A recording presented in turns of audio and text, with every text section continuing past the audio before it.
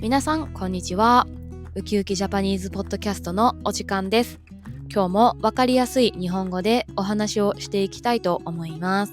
はい、皆さん今年の夏は日に焼けましたか？今年の夏はどうやって過ごしたでしょうか？リゾート地に行ってたくさん太陽を浴びて日に焼けたっていう人もいると思います。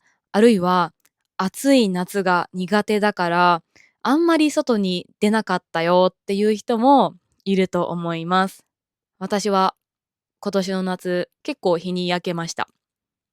私は日に焼けるのが大好きなんですけど、もっと海に行きたかったなとも思っています。はい、私は日本人なんですけど、日に焼けるのが好きなんですね。これ実は日本人ではすごく珍しいことだと思います。っていうのも、日本人は肌が白い方がいいって考える人がすごく多いんですね。はい。日本人は美白を好みます。美白。美白っていうのは基本的には白い肌のことですね。美白。美しい白なので肌以外にも使えるんですけど、だいたい日本人が美白っていうと人の肌のことを考えると思います。これ、日本人が肌が白い方がいいって考えるの、なんでだと思いますか？反対に、じゃあ皆さんの国ではどうでしょうか？肌が白い方がいいって考える国の人も多いんじゃないかなと思います。一方で、肌は日に焼けていた方がいいって考える国の人もいますよね。この違いは一体何なんでしょうか？今回は日本人が美白を好む理由についてお話をしたいと思います。ということで早速、日本人が美白を好む理由は、これね、実はいろいろあって、主に3つかなと思います。1つ目は歴史的な理由ですね。歴史的に白い肌っていうのは身分が高い人っていう風に思われていた背景があるからです。昔ってもう1000年とか前ですよ。そんな前にはすでにお肌に白い粉を塗って化粧をするっていう文化が日本にはありました。これは部屋の中で暮らす人っていうのは貴族とか上流階級のお金持ちとか身分が高い人っていうふうに考えられていたからですね。昔の人って外でよく働いていましたよね。主に農家さんですよね。お米を作ったり野菜を作ったり外に出て働くっていうことがほとんどでした。そうすると、やっぱり日焼けをするんですよね。外で働いて日焼けをしている人っていうのは、庶民、普通の人、一般庶民っていう風なイメージがあったんですよ。一方で、屋内で暮らしている人、外に出て働く必要がない人は、貴族、つまり高貴な人、ハイレベルの暮らしをしている人、お金持ち、そういう人たち、特に女性は日に焼けなかったんですよね。だから日に焼けていない白い肌は美しい。とっても上品。そういうふうに考えられていたみたいです。その考え方が今でも残ってるんですね。はい。で、次に2つ目の理由です。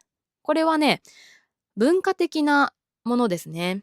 日本では白っていうと汚れのない色とか新しい清らかな清潔なそういう色っていう風なポジティブな意味で捉えられることが多いんですね。例えば結婚式だとお嫁さんは白むくっていう白い着物を着るんですよ。これはね、やっぱり汚れのないとか白くて清潔な綺麗な色っていう風に思われているから白の着物を着ています。他にもね、神社とかに行っても白の髪っていうのはやっぱり神聖なものとして使われていたりします。白っていうのはやっぱり透明感があって綺麗で清潔で若くも見えますもんね。それがね、もう文化的に根付いている考え方っていうのはあると思います。で、3つ目の理由は、もうこれはね、マーケティングですね。はい。企業が商品を売るために美白っていう言葉も作ったと思います。正直。はい。例えば美白化粧水、肌のトーンアップとか、肌の透明感アップとか、そういう言葉を使って化粧品会社は化粧品を売ってますね。そうすることで白い肌が綺麗だっていうイメージが世間に広がったと思います。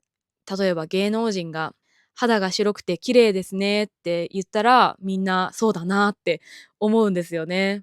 だから白い肌を保つために日焼け止めを塗ってますとか UV ケアが大切ですって言えば UV ケアができる化粧品がよく売れますよね。そうやって日焼けをしないことが美しいことっていう風に日本人は自然と感じるようになったんだろうなって思います。はい。こんな感じの3つの理由があって日本人は肌が白いほど美しいって考えることが多いです。皆さんはこの意見に同意しますか？それとも反対しますか？どうやらね、欧米の方とかだと肌が白いのが当たり前だから逆に夏に日に焼けてリゾートでゆっくりしたアピールができるから小麦肌、日焼け肌が人気っていう風に聞いたりもしました。私も結構肌が日に焼けている方なんですけど、特に夏になるとすぐに日に焼けるんですけど、海外に行くとすごく褒められますね。うん。これ面白いなって思うんですけど、日本だとね、うわ、日に焼けたねってすごいマイナスな感じに言われるんですよ。なのに海外だと、あなたの肌色がすごく羨ましいって言われたりするんですよ。文化の違いっていいなって思いましたね。はい。ただね、日本では実は何年前だろう、15年とか20年前かなには、ガングロギャルが流行ったこともありました。ガングロギャル。もうすっごく日に焼けて、もうかなり肌を黒く焼いて、で、派手なメイクをする。そういう人たちのことをガングロギャルとかって言ったんですけど、それがすごく流行った時期がありましたね。